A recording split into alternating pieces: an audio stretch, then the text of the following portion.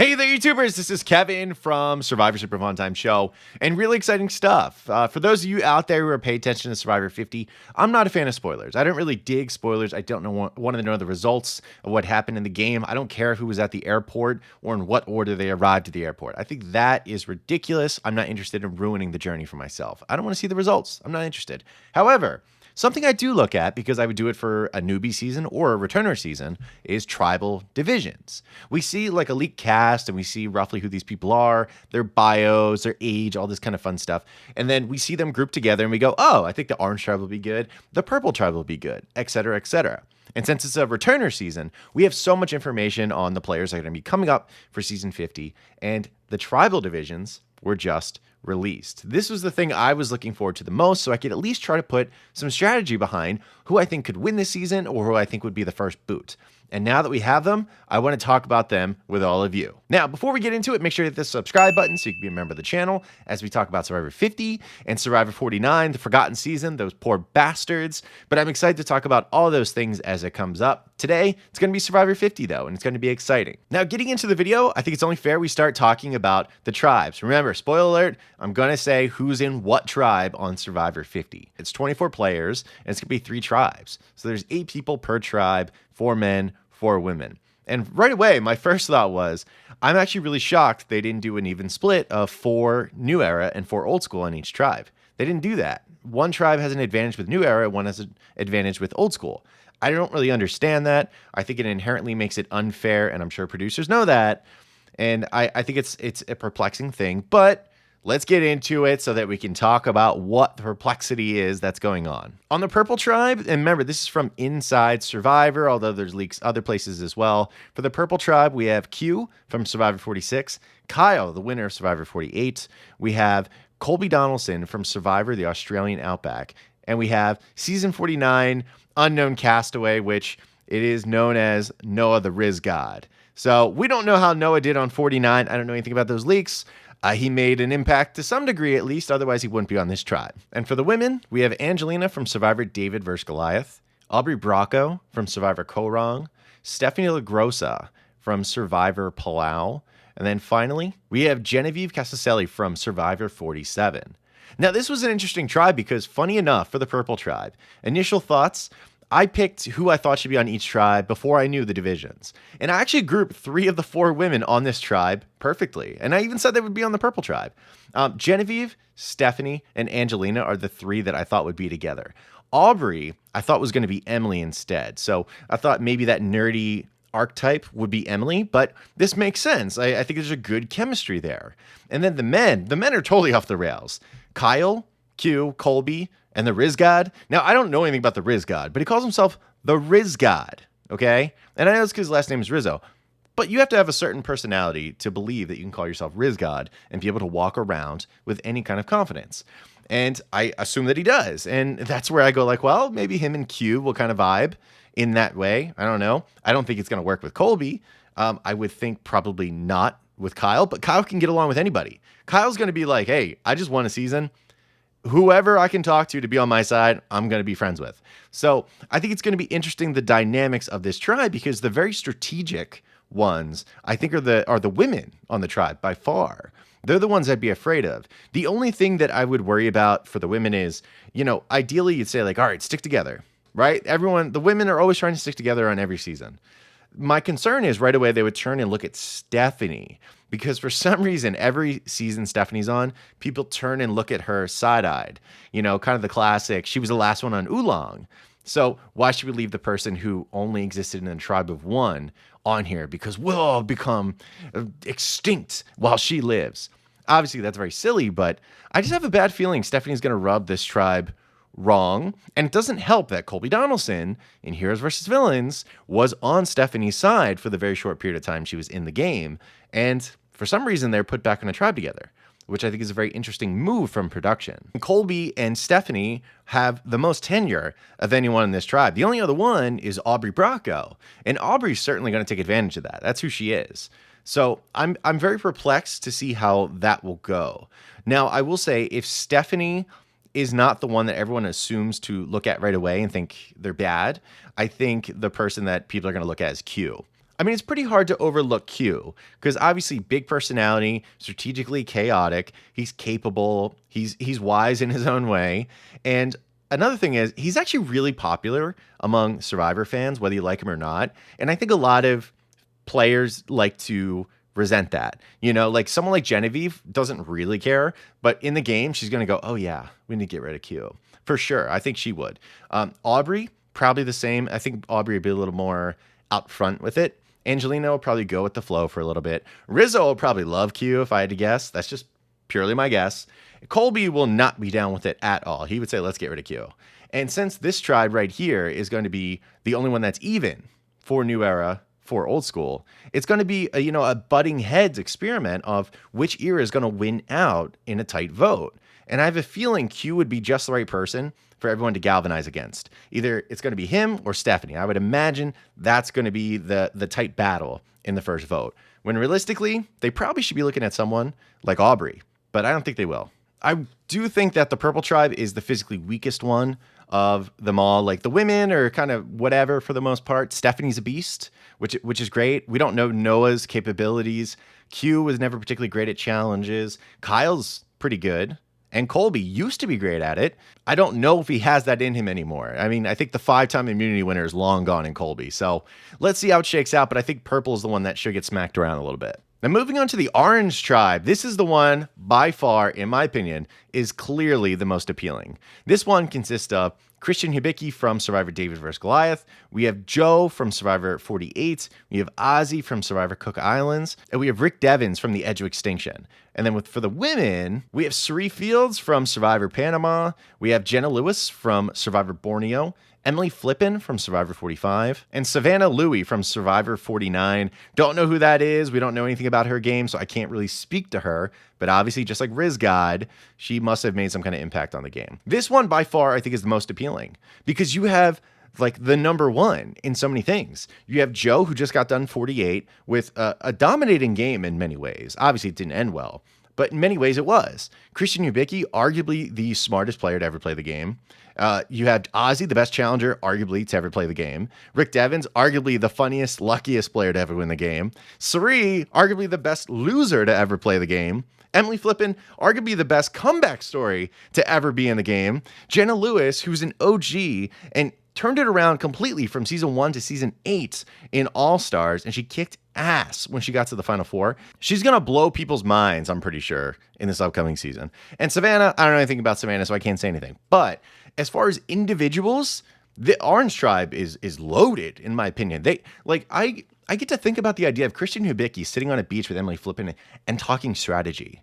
I mean, Gabby and Christian was pretty cool on David vs. Goliath. But Emily and Christian? Get out of here. This is going to be one of the best things you could ever see. I mean, you're going to have people like Ozzy and Joe, two giant challenge beasts in the history of the game. They're going to be on a team together, which I don't know why they did that. I thought Joe, Ozzy, and Jonathan would all be split up among the three tribes. Not the case. I really don't understand why producers did that, but okay, I'm interested to see the experiment, and maybe that's their thinking, honestly. Then you have Devens, who also won a couple of necklaces and was an idol hound. Now, the new era is not like that anymore, but Devens unquestionably is lucky and really fun humor. Like, I can already think of the conversations Devin, Christian, and Joe are going to have. Ozzy's not very funny. He's actually kind of like a dry sponge of a personality from what I've gathered. So I don't know how that's going to go. But speaking of Ozzy, I mean, Sari's on this tribe. Again, arguably the smartest, best loser to play the game.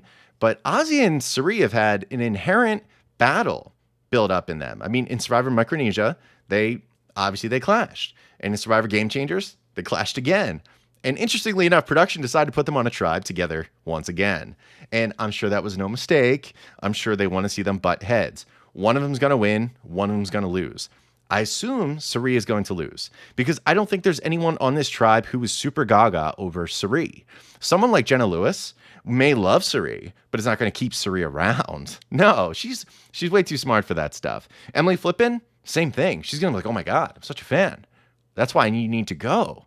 So I don't have a lot of faith in that. However, I think someone like Joe maybe could link up with Sari and kind of try to ride it out with her. I hope that's not the case. Christian, maybe. Devins, maybe. I mean, it's an interesting dynamic of what could happen. I mean, maybe Savannah would fall under Sari's spell because Sari does have a spell. I'll tell you that. But since there's so many old school people on this tribe, I don't know if it's going to work.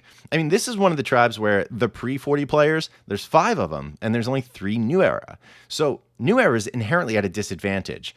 I still think that Sari is going to be in danger because the actual advantage that old school has of being 5-3, I think the old schoolers may say, well, we inherently have the advantage. We could just get rid of Sari and we're going to be 4-3.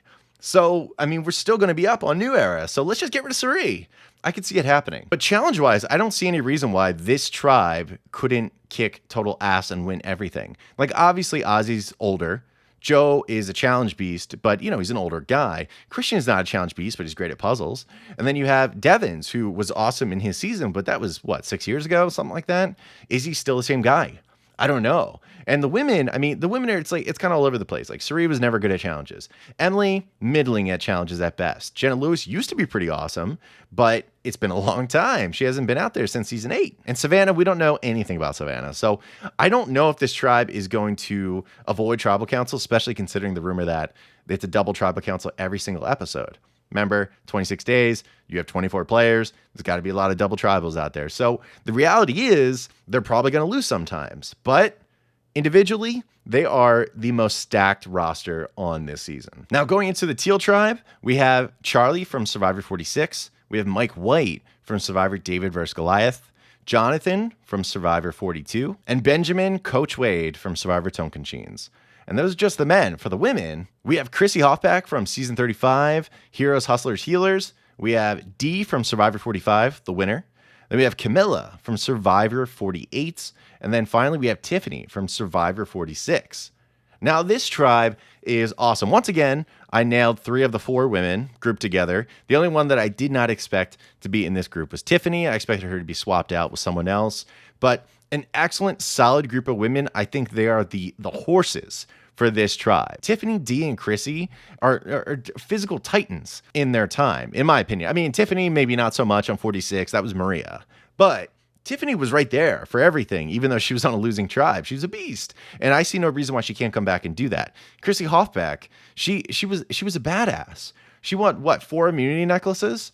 Crazy. Dee won 3 immunity necklaces. I mean, these women are super badass. I mean, Dee just got done the challenge, and obviously you have to be in great shape to do that. They are total horses that I think are going to carry this tribe in many ways. I mean, the men are good. Charlie got 2 necklaces, but honestly, if it wasn't for grip strength, he probably wouldn't have won any of them. So whatever, he's fine. And then you have Coach. He's old. He was never particularly that great at challenges anyway. So moving on to Mike White, same thing. He got a necklace or 2, but never particularly great. And he's older. Jonathan is obviously the bronco, the bucking bronco, the steed that you really need to focus on for the men, which is great because if there's anyone I would point at and say, who can carry a whole tribe? Jonathan. Jonathan is the answer. So you have Jonathan kind of holding it down for the boys, and all the girls are going to tear it up. What I do really like about this group is they're very mixed and blended because, you know, the women I think are the true titans as a group, but they were also strategically very good. Chrissy arguably would have won season 35 if Ben didn't find idols all over the place. And they have Dee, obviously did win, and she was brilliant. She was cutthroat. She did my man Austin dirty, and honestly, it won her $1 million. Camilla was brilliant. If Camilla had made it to the finals, she may have actually won season 48. And that's a big deal considering I think Kyle played a nearly flawless game. And then you have Tiffany. Tiffany was on her way to kicking total ass in 46, but unfortunately, she was blindsided because everyone started to get the smell of victory coming on her at some point. So they got rid of her, and she had an idol in her pocket, and she's very capable of getting another idol once again. Now, the person who helped vote her out, of course, is Charlie up there. Now, he didn't orchestrate it or anything, but he was a part of that. And I wonder if Tiffany's going to have any feeling of revenge toward Charlie, or, you know, maybe Charlie lost season 46 because he just didn't really have the juice that viewers, you know, thought he did. So maybe Tiffany's going to try to work with him rather than against him because she wouldn't see him as a huge threat. But Charlie's a person that you have to worry about moving forward in the game. He's someone that I think works in the shadows, is not interested in taking credit for much because then you get a lot of blame. However, he could change his game this time around and say, I'm going to be more out there. I'm going to be willing to take more bullets rather than kind of hoping I can just have someone else do it and kind of skate by a little bit. I'm wondering if that would be the case. I mean, then you have Coach. Coach, I thought should have won Survivor South Pacific, but thankfully America doesn't get a vote. I mean, Sophie won the game because Coach just refused to stop being pig-headed about things. And I'm super curious if that's going to change. I mean, he's older now. Doesn't seem like he cares about so much. I honestly, Coach is like one of those players that's in this just because I think he has a name. I don't know what he's going to bring. Same thing with Colby for the most part. And apparently Ben from 46 is best friends with Charlie and Coach. And now we know they're on the same tribe. So there's like a pre-existing relationship right there between those two. I don't know if they'll work together, but I don't see why they wouldn't. So it seems pretty obvious they're going to collaborate. Then you have Jonathan from 42, who obviously is physically dominant, but I think he's going to do better than we give him credit for strategically. I think he's going to have a chance to try to grab this tribe by the reins. The only problem is there's a lot of alpha women on this tribe too. So I wouldn't be surprised if there's some head butting that goes on between like a Jonathan and a Dee, or a Jonathan and a Chrissy even, right? However, I actually think Jonathan will get along really well with Tiffany and Mike White. So I'm really intrigued to see how those relationships form. I'm super, super curious because Jonathan is like, to me, is like a WMD of a player. I think he can go super duper far, which I actually think he will. And I think a lot of people will want to work with him. It's all about how aggressive he wants to be, I think, strategically. That'll be important. I don't think he'll want to skate by, and I think he's going to crank it up a little bit. And Mike White, I don't know how to gauge Mike White because like he's someone who people do love, but I don't think he's going to play scared, I guess is what I'm saying. I think he's going to be aggressive about his game. And I'm very excited for that, honestly. I really am. I think he has nothing to lose, really. So it's going to be super interesting how all these pieces come together. Chrissy's someone that I hope does great. I'm curious. I think she may slip by. Dee's the one that I think is in danger kind of immediately. She won. She played a really amazing game, a dominant game. I don't think people are going to let that slide. Camilla's someone they should be worried about as like a sneaky little lady, little muddy mouse. I think she will kind of get by though. Dee's the one that should be in danger right away. Jonathan, hypothetically, should be in danger as well. I think Coach is going to be in danger because it's just really funny to vote out Coach. So physically, I would expect this tribe to go to Tribal Council a decent bit. But honestly, there's going to be 2 every episode they're going to go. So that doesn't really say much. So overall, I'm really surprised that the tribes were divided up how they were. I mean, one tribe having 5 New Era and 3 Old School, and then vice versa for another, while the other one remains even. I think maybe it's good for an experiment, but it's not fair. But that's just another example of Survivor not really being fair. And you could say like, well, we don't need to do it by New Era, Old School. Ball. Everybody thinks that way. It's like prison rules, okay? You stick to your race or whatever they say. So, and that's how it is in Survivor for the most part. We saw it in Winners at War. We saw the OGs try to stick together, even though they didn't have to. And we saw what happened to them. Decimated. The really exciting thing about the Teal Tribe is individually, they're not that threatening outside of like Dee. So if they do make it to the merge, this tribe has the highest percentage, I think, of winning the game on a per player basis. I wouldn't be shocked if they did a tribe switch midway through. I mean, that's pretty classic, right? And I think maybe that could, reset some things and make sure that those Teal people make it to the end. Because like people like Charlie, like Tiffany, like Mike White, I think they have a really good shot to win the game based on what I can see, depending on, the shifting dynamics as it goes. But to start with, they have a pretty good shot, I think. But it's like anything with Survivor. In the pre-merge, it's a certain player that can thrive. And then once it hits the merge, it's another player that does better. And by the end, it's a different player that will win you the game. So Teal people, I think, are in danger right away. And then once the merge hits, that's where they start to shoot off into another stratosphere of threat. Well, not threat. Winning potential is the best way to describe it. Kind of like Andy Rueda in 47. Totally under fire in the pre-merge. And then once the merge hit, who wants to get rid of Andy? Nobody. And then by the end, is Andy going to win this game? Same thing with Genevieve. And you know what? It's been proven constant. Now, just to go along with this for fun, now that we know the tribes, I'll give my prediction on who I think is going to be voted out in each tribe first. Now, as much as I'd like to go ahead and say the Riz God is going to be sent home first, or even Stephanie LaGrossa, people love voting her out. Unfortunately, I think it's going to be Q. I'm going to be really sad about that because I love Q. I think he's fun. I think he's good TV, and I think he's great for everyone to continue to watch. But I have a feeling everyone's not going to be into it. I think New Era and Old School are gonna like butt heads, and I think someone from New Era is going to give way, and they're going to vote out Q because either they're like jealous of his fame, or they think he's too chaotic, or they think he's a goofball. And honestly, I just trust the intelligence of the women on this tribe that are going to find a way to get rid of him. Honestly, I do. The old school intelligence on this tribe, I think, is going to get it done. And if it's not him, it's probably going to be like Aubrey Bracco, but I'm going to stick with Q. For the Orange Tribe, I have to say, I'm going to go with Suri. I think we're going to continue the streak of the smartest loser to ever play the game, and Suri's going to get voted out. There's no one on this tribe that I think is going to be so bamboozled by Suri's fame, her persona, her ability to read people, that they're going to leave her in the game. The only thing I think that can save her is them winning immunity challenges, and I think that's very possible. I mean, Ozzy or Suri are the ones who are going to go. No question, I think. But I think Suri is ultimately going to be the one that goes, and they're going to deal with Ozzy later. Because Ozzy is much easier to maneuver around than Suri. And then finally for the Teal Tribe, it could go a lot of different directions, but I think the answer is Coach. I think Coach, it'd just be really funny to get rid of him first. And I think some of these players are going to feel that way. Now, D's the obvious one. Getting rid of D or any winner like Kyle makes the most sense to get rid of. That is true. However, I think D is going to be used more of a shield in the first vote than you would think. Coach just seems like an easy pick, like he's probably not going to be overly great in challenges. He doesn't have an overly great social game, and he has that pre-existing relationship with Charlie. I don't know how many people know that, but that is the case. Especially considering on the Teal Tribe, there's more New Era folk than there are old school. So if the New Era folks want to get together and just dump Coach, it'd be really easy. But that's just my opinion on the tribes. That's my read. I'm really excited for what's shaping up to be Survivor 50. Again, sorry those poor bastards for 49. I can't do this for you right now and feel excited about what I'm talking about. And I will. I will eventually. I love the game.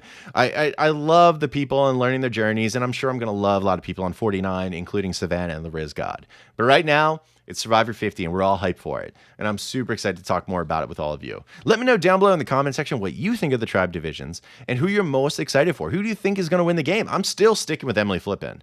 I have so much faith in Emily Flippin to succeed, even while being put on such an amazing tribe on the Orange Tribe. But again, she can hide in that tribe very easily. Like, her intelligence is masked by Christian Hibicki's or Cerise. So I think Emily's ability to navigate through this, it's going to be great. Otherwise, that's going to do it. I hope you have an amazing day, everyone. You take care. Goodbye.